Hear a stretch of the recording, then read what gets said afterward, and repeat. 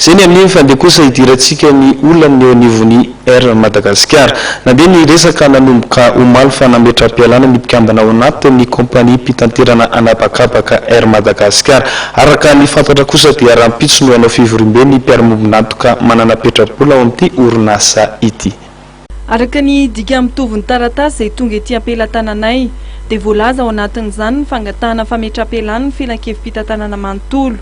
Araka ny tao anatin'ity taratasy voatondro ity dia nataony roa Jolay 2024 dia manosino izany ireo mpikambana vitsivitsy tarihan'Andriamatoa Henri Rabarinjaka. Ankoatra izany dia fantatra ihany koa fa rahampitso fa valon'ny volana Jolay amin'ny 10 ora maraina no voalaza fa anatanteraka fivorimbe ny mpiara-miombonantoka amin'ny Air Madagascar. Io fivorino io izay ho tanterahany eny amin'ny CDL Ivato no ahafahana mamantatra ireo mpikambana vaovao eo anivon'ny filan-kevim-pitantanana.